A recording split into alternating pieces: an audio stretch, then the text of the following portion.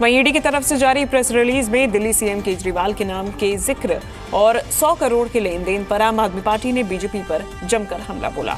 आप इसे केजरीवाल को गिरफ्तार करने की साजिश का हिस्सा बता रही है। आपका दावा है कि ईडी के पास कोई सबूत नहीं है, जिस पर बीजेपी का कहना है कि केजरीवाल ईडी के 9 समन पर 18 बहाने बना चुके हैं, लेकिन 2 कानून से बच नहीं पाएंगे। –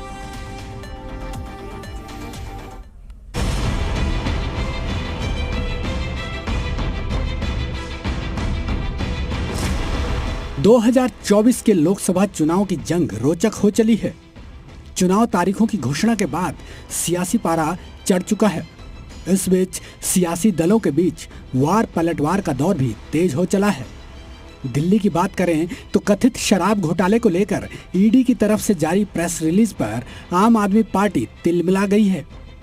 आपने सीधे सीधे बीजेपी पर मुख्यमंत्री केजरीवाल को गिरफ्तार करने की साजिश का आरोप जड़ा है। दिल्ली सरकार में मंत्री सौरभ भारद्वाज ने ईडी की प्रेस रिलीज में दर्शाए गए 100 करोड़ की राशि पर सवाल खड़े किए हैं। उनका दावा है कि ईडी के पास 100 करोड़ के लेन देन का कोई सबूत नहीं है और ईडी की इस दलील को सुप्रीम कोर्ट भी नकार चुका है।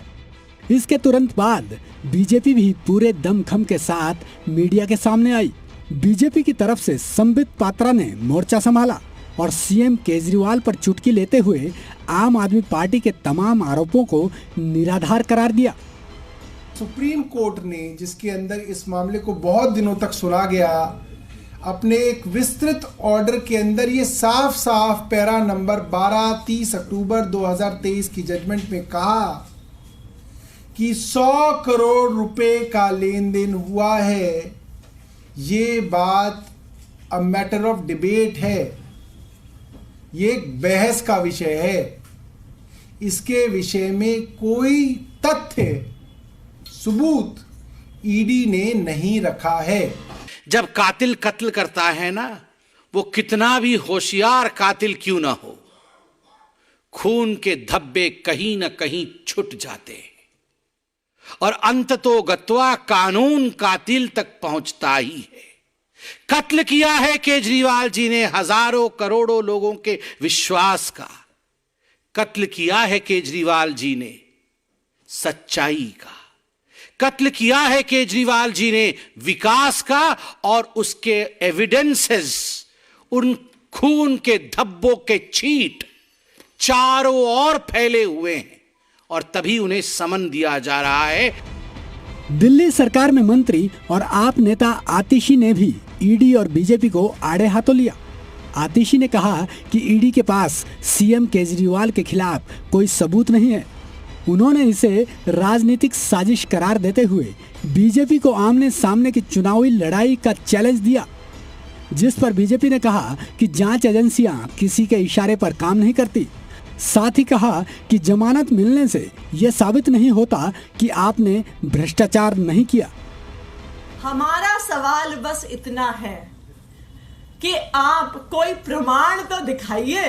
अभी तक इन किसी भी मामले में कोई प्रमाण ना ईडी ना सीबीआई पेश कर पाई है। क्यों नहीं कर पा रही? क्योंकि कोई भ्रष्टाचार हुआ ही नहीं है। तो ये बिल्कुल साफ है कि ये सिर्फ और सिर्फ एक राजनीतिक खेल है मोदी जी का, ईडी के पीछे छुपकर अरविंद केजरीवाल पर वार करने का प्रयास है। ये जांच एजेंसियां कोई पॉलिटिकल पार्टीज नहीं बनाती है। ये जांच एजेंसियां एविडेंस के आधार पर काम करती है। और अरविंद जी, ईडी कहती है, ED investigation revealed that Mrs. K. Kavita along with others conspired with the top leaders of Aam Aadmi Party including Arvind Kejriwal and Manish Sisodiya for getting favors in the Delhi excise policy formulation and implementation. वो तो ऐसे ऐसे मुझे करके कल से बता रहे हैं कि देखो जी मैं तो बेल पे बाहर हूं, मैं तो बेल मिल गया है, मुझे बेल मिल गया है। मतलब जिसको बेल मिल गया है वो कातिल नहीं है। दोपहर होते होते दिल्ली सरकार के मंत्री गोपाल राय ने मोर्चा संभाला और बीजेपी को खूब खरी खरी सुनाई। उन्होंने ईडी की तरफ से सीएम केजरीवाल को बार बार समन भेजे जाने पर सवाल खड़े किए, जिस पर बीजेपी का कहना है कि कोर्ट ने समन जारी करने और ईडी के सामने पेश नहीं होने पर कोई रोक नहीं लगाई है, इसलिए केजरीवाल साहब को जांच में सहयोग करना चाहिए। कोर्ट ने भी ये स्टोरी जो उस समय चलाई जा रही थी, कोर्ट ने भी कहा कि जो 100 करोड़ का राग अलाप रहे हो ये डिबेटेबल है, इसका कोई साक्ष्य नहीं है, आज भी कोई साक्ष्य नहीं है। लेकिन कल फिर षड्यंत्र करके प्रेस नोट जारी किया गया एक परसेप्शन बनाने के लिए कि अरविंद केजरीवाल भी इस षड्यंत्र में शामिल है। पहला सम्मन जब जारी कर रहे थे तब षड्यंत्र में शामिल नहीं थे, 8वां सम्मन जारी किए तो षड्यंत्र में शामिल नहीं थे, 9वां सम्मन जारी किए तो षड्यंत्र में शामिल नहीं थे, और अगर नहीं थे तो सम्मन क्यों जारी किया था? गोपाल राय को एक बात समझ लेनी चाहिए कि आपके मुख्यमंत्री और आम आदमी पार्टी की पूरी सरकार, आप लोगों ने जमकर दिल्ली की जनता को लूटा है। अब जब आपकी पोल खुल रही है, कलई खुल रही है, आपके षड्यंत्र सारे सामने आ रहे हैं, तो आप घबरा क्यों रहे हैं? आपने जो कर्म किए हैं उसका जवाब आपको ही देना है, उसका जवाब किसी और को नहीं देना है। अगर आपने शराब नीति बदली है, उसमें घोटाला किया है, तो आपके मंत्री जेल में हैं, जवाब आपको देना है। आपके सांसद शराब नीति घोटाले में जेल में है, तो जवाब आपको देना है। सत्येंद्र जैन की जमानत याचिका खारिज हुई है, माननीय सुप्रीम कोर्ट ने की है, जवाब आपको देना है, क्योंकि आपने कर्म किए हैं। आम आदमी पार्टी का आरोप है कि बीजेपी दिल्ली के मुख्यमंत्री अरविंद केजरीवाल को किसी न किसी बहाने गिरफ्तार करवाना चाहती है ताकि केजरीवाल चुनाव प्रचार न कर सके।